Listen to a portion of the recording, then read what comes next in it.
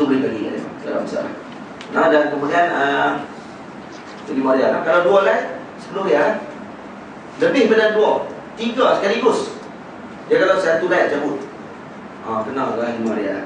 Betul, cabut kali lagi 1 kilo 5 riyal lagi. Cabut lagi 1 lagi 5 riyal. Dia tak sekali maksud dia. 100 kali pun 1 riyal. Tapi kalau perak 3 kali tu je. Kalau dia cabut 5 riyal tu, memang hebat dia punya cabutan. Kita betul. Dia cabut tu 5 riyal. Bila 5 riyal macam tu, maka ketika tersebut kena bayar sekok kambing. Sekok kambing tu je pada ketika tersebut. Memang. Jadi kita akan baca lah Ba'dam. Ini kita akan tengok Ba'dam ni banyak lagi tu. Saya cuma cerita kat ringkas tu. Sekok kambing tu dia ada lagi, boleh pilih. Sama ada bayar kambing ke, ataupun kita nak puasa ke, ataupun kita nak minang ke, sebagainya. Baik. Yang ke seterusnya, yang kelima, tertib. Ikut tertib lah. Maksudnya kena niat. Lepas tu buat tawaf, tak boleh pergi sa'i tu pun. Tengok tawaf ramai kan Ustaz? Sa'i tu lah. Ustaz buat gitu lah. Buat letih kan. Tu nak bersiap-siap boleh kan. Siap-siap di tempat sa'i. Tak bawa tu. Jadi tak pergi niat sa'i dulu. Tengok ramai, ambil keluar, kita bahagi. Kita lalu pergi sa'i tu. Ustaz buat itu. Itu bid'ah lah. Ikut tertib memang kena tertib. Kemudian jangan duk cukup dulu pula. Hak lagi zakat tu cukup dulu. Tawaf, sa'i, lari tu kan. Cukup ada jilat macam. Jadi tetap baik kita ni taklah jahil-jahil apa ni siapa pun masa tak buat kot gitu. Bukan jahil tu, memang ajahil jualan. Memang tahu semua.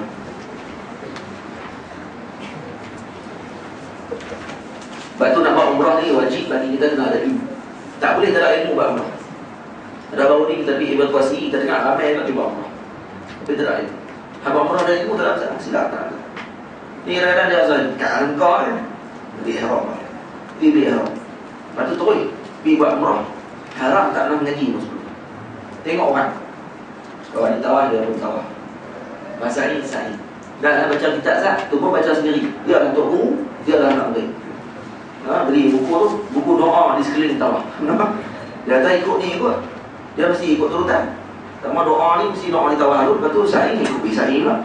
Sa'i pun tak tahu mula ikut mana. Sofa mana, Marwah mana. Nak mula di mana dulu. Kita mula kan di mana tempat yang Allah Ta'ala suruh mula. Dalam Al-Quran sebut kan Sofa Marwah kan. Sofa tu kata Marwah. Sofa Marwah. Itu cara tempat Allah Ta'ala mula. Jenuh cari mana tempat mula. Cari tempat mana. Dia kalau tak ngaji jadi kem. Ya, itu kata kena ngaji. Haram lah kalau kita pergi buat umrah tak ngaji. Haram. Berdosa. Kalau umrah pun gitu, betul lagi dalam bab lain. Dia utama lah. Umrah haji Allah tunjuk lah. Ibadah yang ni. Ni ada orang tak ada dari apa ni Allah SWT ulama lagi tak ada dari mufti ni. Kalau fatwa benar. Hak ni haram, hak ni halal, ni tidak, ni bodoh, lagi ni. Dan orang apa cepat sangat sebelum ada wajib. Nanti itu sangat bermasalah. Rukun-rukun haji dia kata ni wajib disempurnakan, tiada boleh ditampal dengan dam. Dan demikian tiada terbuka ihram selagi tidak dikerjakan, yakni orang yang telah berniat masuk mengerjakan haji tiada menyempurnakan salah satu daripada rukun-rukunnya seperti tawaf. Tetap ia dalam ihram, maknanya haram atasnya perkara yang haram di dalam ihram selama-lamanya selagi ia tidak pergi tawaf sekalipun, dia balik ke negerinya. Kalau balik ke negeri dia pun dia tetap dalam keadaan ihram dia tersebut. Jadi kalau jadi dia ihram, dia akan terlibat. Kahwin masalah, nak diwali masalah. Taklah, sebab dia masih dalam ihram ketika tu. Walaupun dia balik lah, tapi dia tinggal umrah, dia tinggal wajib perkara rukun dalam haji. Jadi dia tulis lah tu. Kemudian dia balik, maka ketika sebut dia masih lagi dalam ihram. Ini masalah. Masalahnya diwali lagi ni anak dia ini kan. Diwali kepada anak dia. Sekarang dia anak orang yang ihram, haram jadi wali. Haram menikahkan orang. Itu kena ambil. InsyaAllah kita sebab masa tak panjang, kita pendek je. Umrah ni dalam masa sejam siap insyaAllah. Sejam dia pun. Cuma nak pergi miqat tu dah. Di miqat ada lebih kurang dalam 2 jam. Paling lama 3 jam. 3 jam boleh buat siap semua. Cuma kita tak masalah sangat sebab orang ramai. Orang terlalu ramai dan kita dalam sempit-sempit, jadi masa start buat macam tu. InsyaAllah dengan ada masalah yang mudah. Baik, kita tengok syarat tawaf. Ini dah ke sebelah kita nak dalam mati ni. Ini dah 10 senang, 10 cukup. Baik, syarat tawaf. Dah baca syarat tawaf, lepas tu kita baca syarat sa'i. Lebih kan? Syarat tawaf. Yang pertama, menutup aurat, suci daripada najis pada badan, pakaian dan tempat yang dipijak oleh tapak kaki. Tutup aurat perempuan seluruh badan kecuali muka dan tapak tangan. Tak boleh buka, tak boleh tutup. Tak boleh pakai burdah waktu kita sebut. Kena buka burdah. Kalau pakai burdah juga kena tak? Jangan bagi kena kain ke muka. Kalau kena kain ke muka, kena bayar tak? Jadi macam nak pakai topi. Pakai topi cap pun untuk pakai kuda untuk atas. Ini faham tak? Betul tak? Pakai kuda lah. Teruk lah. Kalau kata-kata buka tu kira pengsan habis kali tawar tu. Yang kau buka tu dia. Mak kena awak semua. Sampai ni nak tolong rumah tak jadi. Tawar balik. Kalau sampai orang kena tawar balik, tu orang tak payah buka lah. Tu dia kena pakai cap lah. Dia faham? Kalau cap tak ada, pakai dia kayu sugi.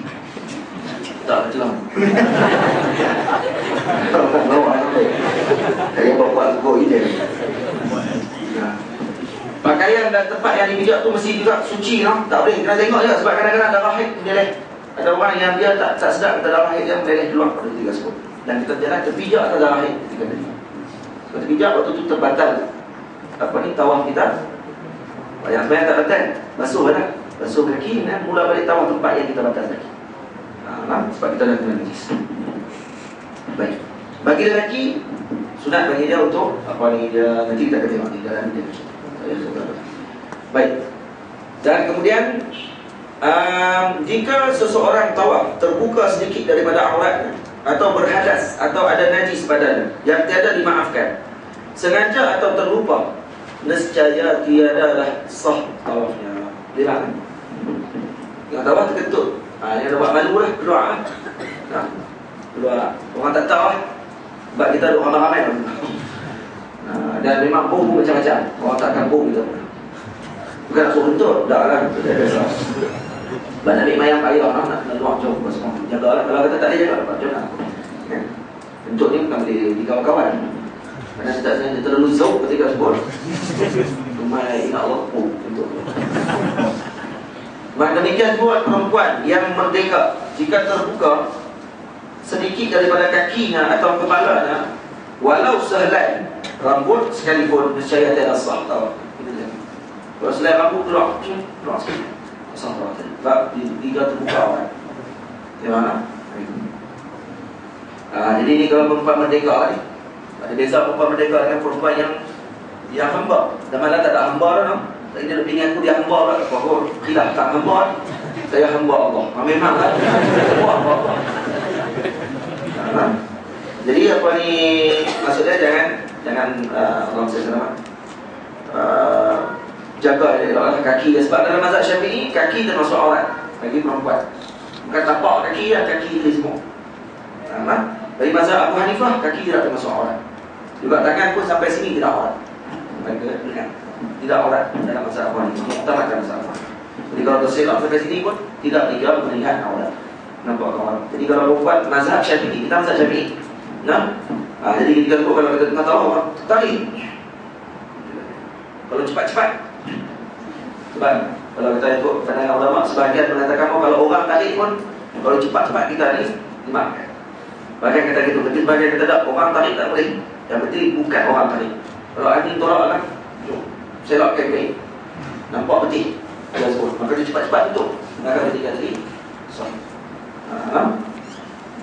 tapi kalau kata dia lambat, kain dah selak lah, betul dia biar dia apa ni, Marilyn Monroe tadi apa dia angin tolak kain. Itu masalah apa kenal tak? Tak kenal? Dan kita pun tak kenal, betul tengok di TV ya. Maka muda dia letak gambar Marilyn Monroe, tutup. Tengok.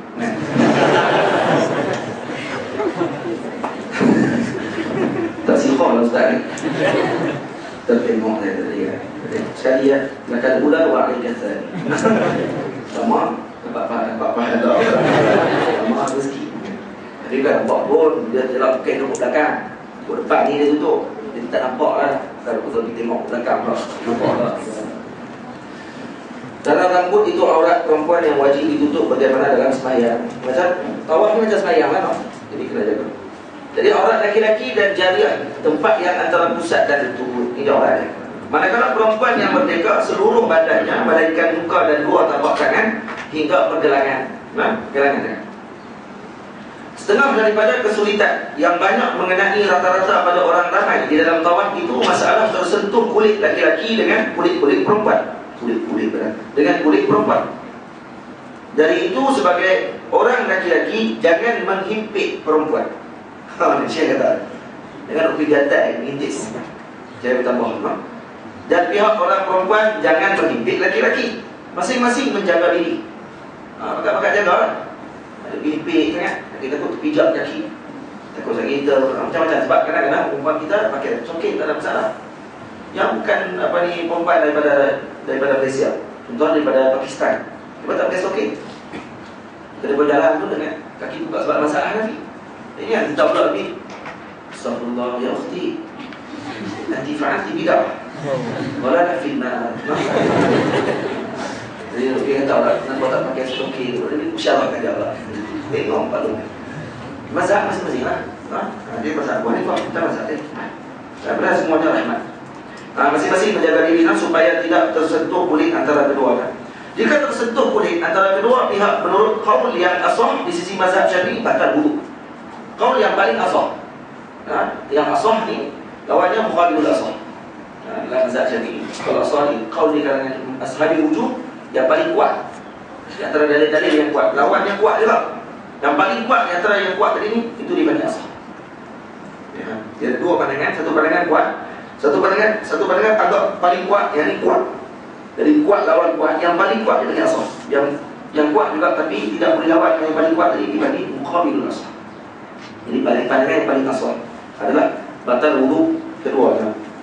Qaul ini dipilih oleh suatu kumpulan yang sedikit daripada sahabat Imam Syafi'i. Maksudnya para ulama Syafi'i ada memilih pandangan tersebut ketika dalam saya terlupa. Ada satu qaul lagi.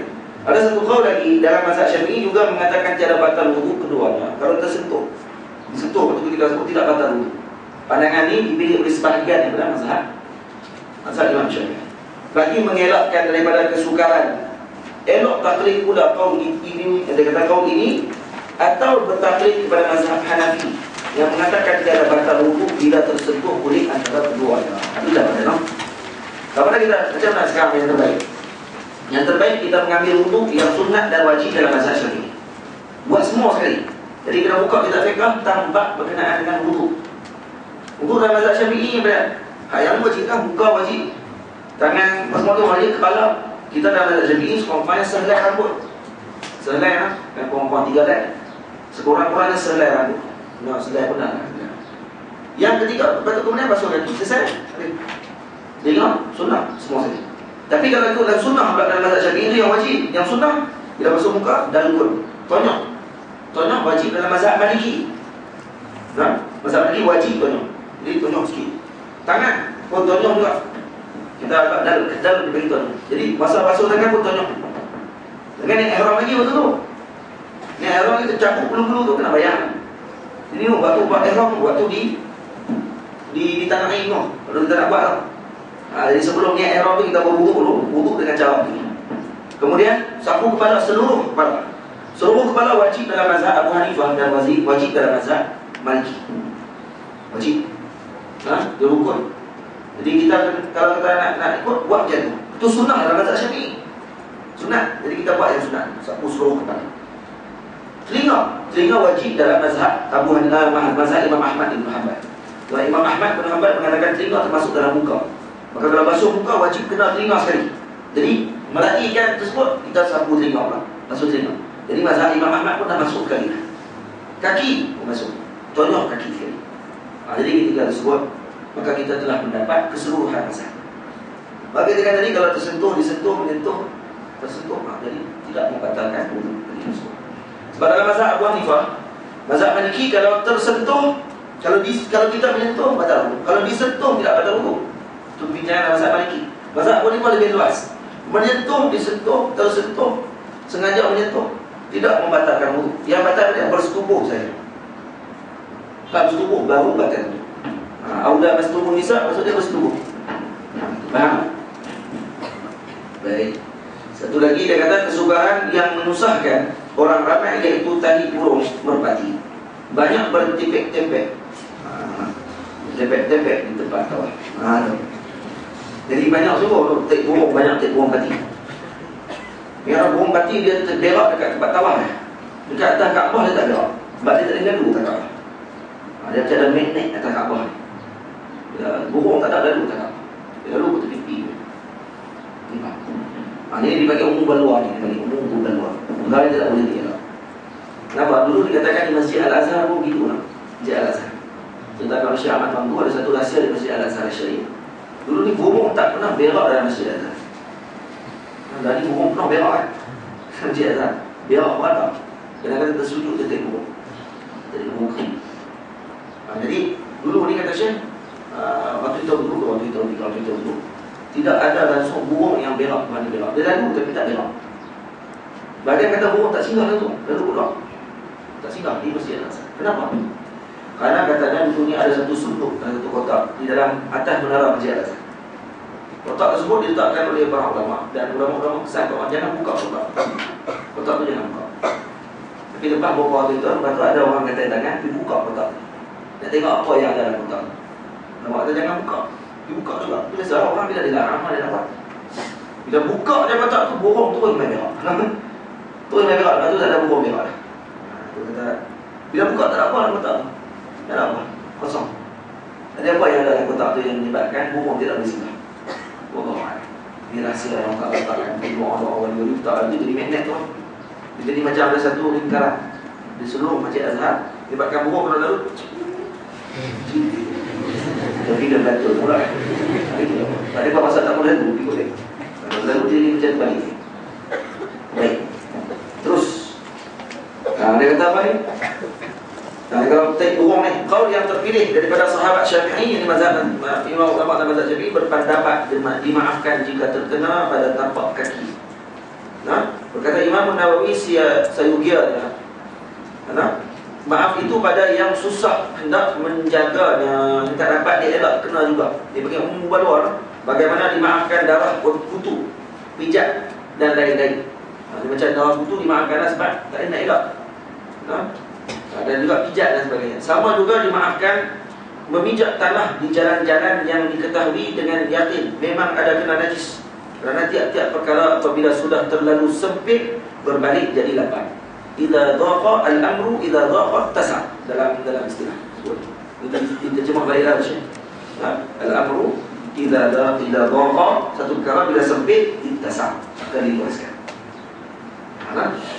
Tapi ada syarat diletakkan oleh Imam Baituni dalam masalah umum balwa, petik burung dan sebagainya. Yang syarat yang pertama, tidak boleh sengaja pijak kat tik burung. Faham?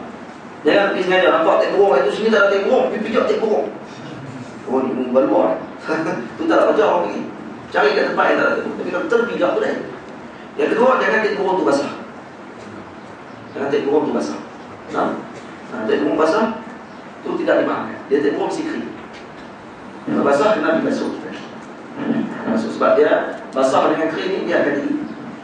Kalau basah dan kita kering, pijak tik burung basah. Kalau kita basah, pijak tik burung basah. Maka najis tu intikhab. Kalau kering dan najis tidak intikhab, dia cuma terkena ke kaki, tapi dia tak kena.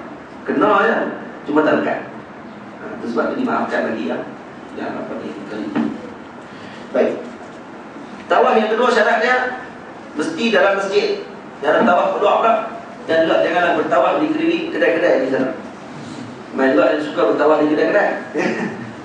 Pakai yang faham tawaf ke kedai. Jalan ke kedai. Tengok barang murah. Tak tawaf. Yang ketiga, cukup sempurna 7 kali keliling. Jadi kita ada 7 kali. Kalau syak sedikit ataupun banyak, 6 ke 7, 6 ke 7 ambil yang sedikit, yang 6. Sempurnakan 7 kali. Ya. Yang keempat tertib, iaitu dua bahagian. Pertama dimula daripada Hajarul Aswad. Ini mesti mula pada Hajarul Aswad. Ada nanti akan ada lampu hijau pada Hajarul Aswad tu. Kita akan mula pada situ. Di sebelah kiri kita mesti bertentang dengan Hajarul Aswad. Kemudian sampai itu kita akan menghadap ke Hajarul Aswad, dan kita akan doa, dan kita akan istirahat. Kemudian kita terus pusing jalan. Dengan bimbang tak perlu jalan macam ketat. Tak perlu jalan macam biasa. Pada dia akan memang kena kawah. Eloknya ikut line tu. Line pusing tu. Dia ada line kan, ada line pusing keliling. Ikut yang tu insya-Allah kena kawah. Jadi masalah mana? Ni dia pusing betul. Dia pusing betul. Dia pernah dapat jalan Tuhan, maka dia pun masuk tengah lebar. Jadi waktu tu dia dah berhadapan dengan Kaabah. Tak sah ketika sebut. Di mana? Ramai kita tengok yang jahil. Dia sonok bawa anak bini tuan-tuan sampai dia baca doa, labbaik Allah. Waktu tu dia hilang, tak ada labbaik Allah. Sampai di depan tak ada labbaik Allah. Baca doa kan. Allahumma ighfir lana, kosong. Tarik bini. Tengok. Nah, tak sah dah doa. Tu kena jaga elok. Kita dah lain jauh. Lepas tu nak buat kita main-main tak. Tak jaga betul-betul. Maka kita suruh pergi saja. Dia ingatkan sah lah. Dia tak sah. Itu kena jaga elok. Baik, yang keseluruhnya apa dia?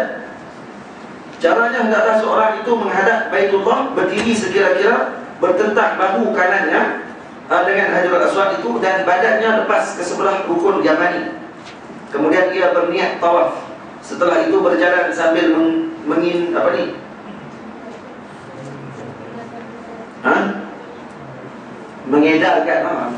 mengedarkan badan hala ke kanan. Apabila lepas Hajarul Aswad itu, hendaklah berpaling terus menjadikan Baitullah sebelah kiri.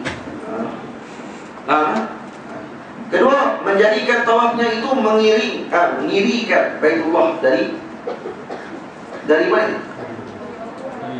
Dari awal. Itu hilang.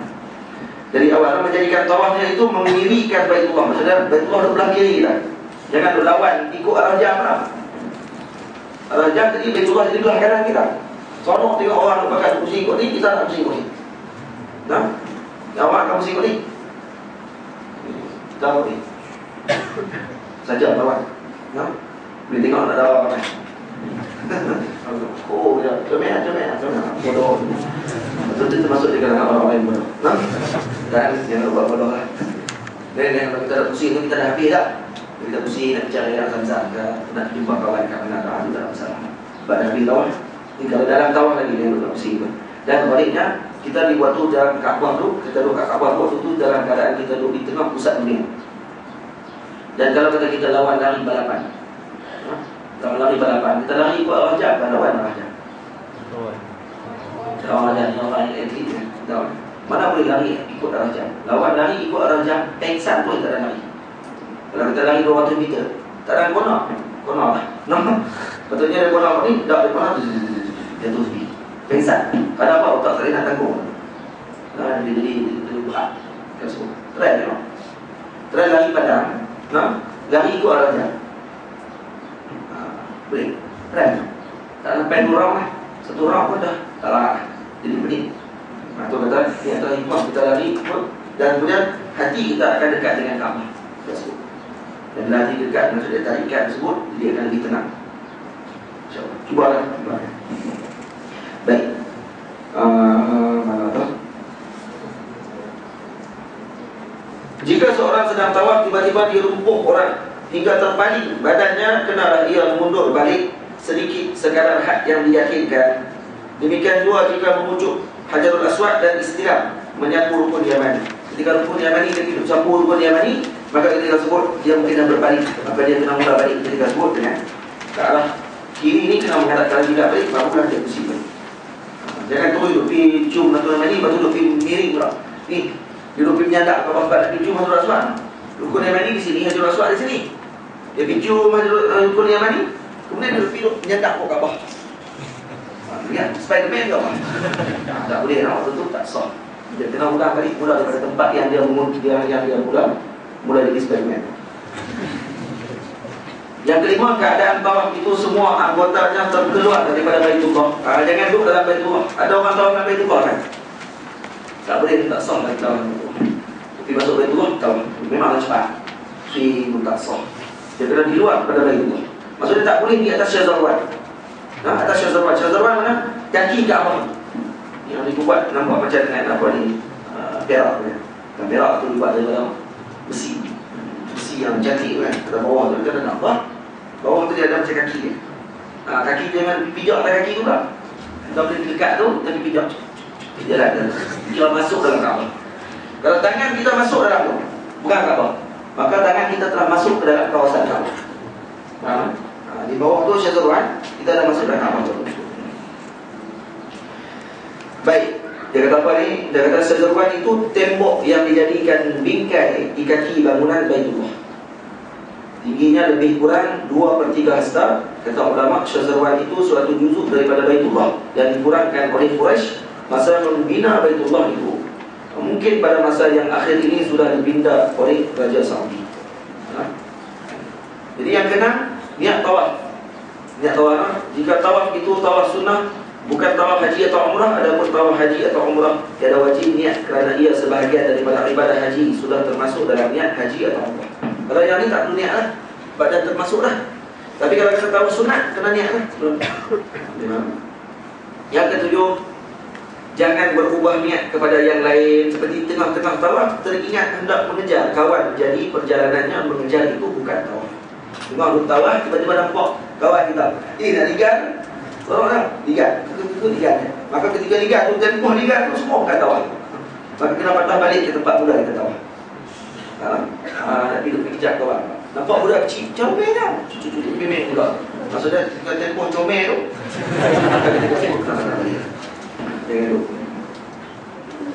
Baik. Macam mana? Boleh kita? Sunat tawaf Ittibak.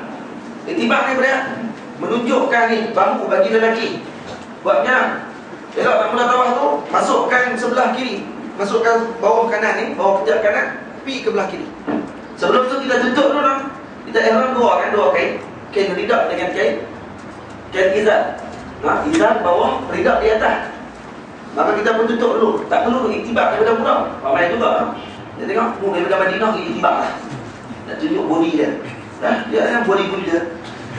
Masuk gym sebelum dia buka. Lagi beberapa bulan nak pergi ni, masuk gym dia siap lah. Tu, ramai nak tengok. Kalau dia buka ni, boyak sikit. Rainbow. Seru kat rainbow lah tu. Geli orang tengok. Dia buat dalam Madinah, buat bila waktu tawaf tu. Waktu nak mula tawaf tu baru iktibak. Ni daripada hotel, keluar hotel tu dah iktibak. Ni hotel kau lah. Tak payah. Tak payah nak buat itu. Tu pun tanda-tanda kejahilan. Betul buat. Tapi jangan kita cari kejahilan orang lah. Yang kita pakai itu, kita pun pakai dan kita ngaji. Yang kita pakai tu, kalau tengok orang pakai jahil. Kita jahil orang. Oh, tak. Jangan buat itu. Ittibak, iaitu menjadikan tengah kain selimut di bawah ketiak kanan dan kedua hujung ke atas bahu kiri, naik ke atas. Jadi nampak sebelah ni tak? Dia tak mula ni. Dia kata apa? Dikekalkan ittibak itu hingga habis tawaf, kemudian sembahyang sunat tawaf, dan apabila hendak sa'i, sunat ittibak semula. Kekal sampai habis tawaf. Tawaf dah 7 kali, kekalkan dalam keadaan ittibak. Elok nak sembahyang sunat tawaf di belakang maqam Ibrahim, sunat kita bagi elok balik. Bayang dengan tutup balik bau kita. Dan kita sembahyang sunat. Habis sembahyang sunat, kita bila doa di Muntazam ke, masuk dalam Hijr Ismail kan, duduk bawah Nizam ke, untuk doa kepada Mustajab ni. Kemudian kita pun pergi sa'i. Sampai tempat sa'i, kita pun doa-doa atas bukit Safa.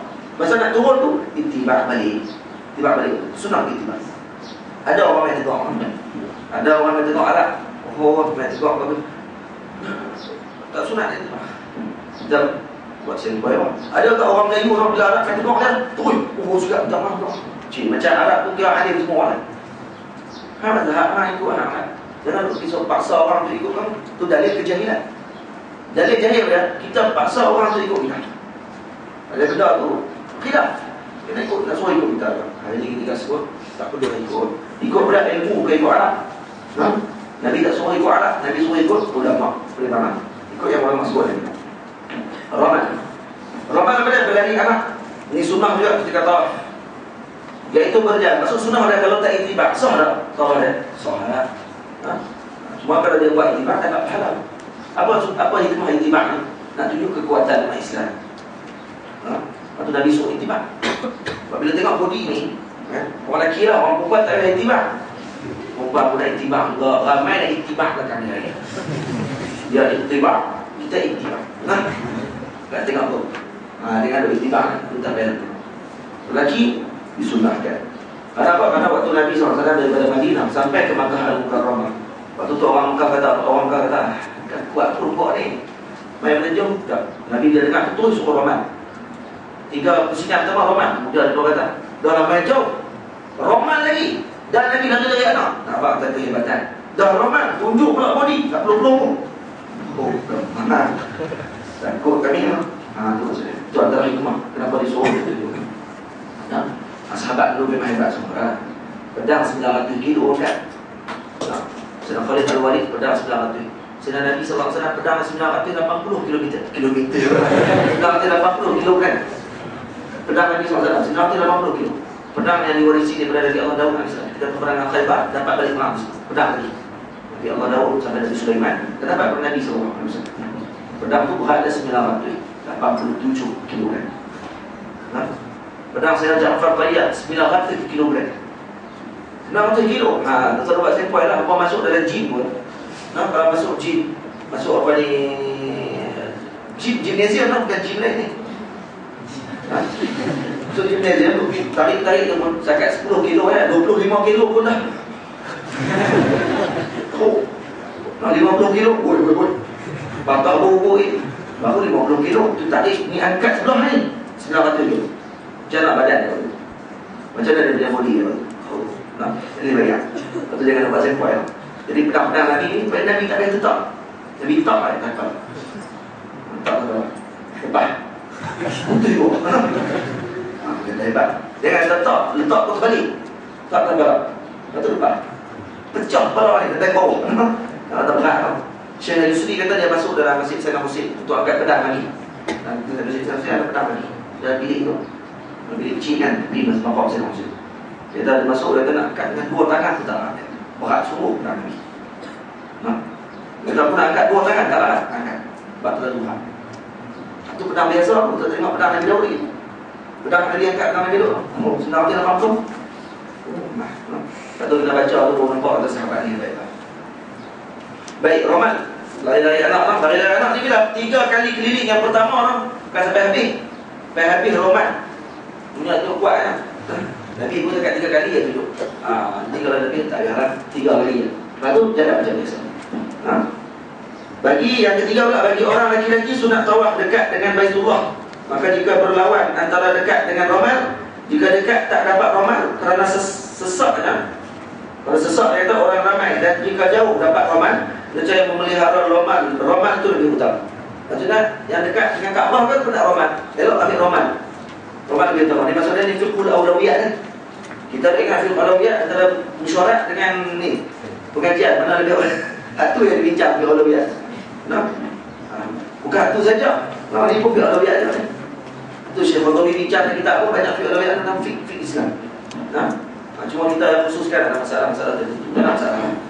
Jadi memelihara Romal lebih utama kerana Romal itu suatu apa ni? Cokan kan? Cokan yang berasing sendiri. Cokan kan? Dan tawaf yang sunatkan Romal itu ialah tawaf yang ada sa'i kemudian. Bila tawaf yang ada Romal ni, ingat tawaf yang ada Romal yang ada sa'i lepas. Tawaf sunat ada sa'i lepas tu? Tak ada. Jadi tak ada Romal lah. Kita pakai jubah biasa, dah habis dah umrah. Balik buat sembahyang mandi apa semua, lepas tu main sembahyang pula lepas tu di Masjidil Haram. Lepas tu pakai jubah kata nak tawaf lah. Kita pun turun tawaf. Turun tawaf nak kena Romal. Kita pun Romal juga dengan jubah baru. Tak payah. Padahal ada sa'i lagi. Tak ada sa'i. Tapi sa'i lah. Tak payah sa'i lah. Sa'i untuk Allah kan. Ramai juga orang pergi sa'i lah. Mesti. Tak macam.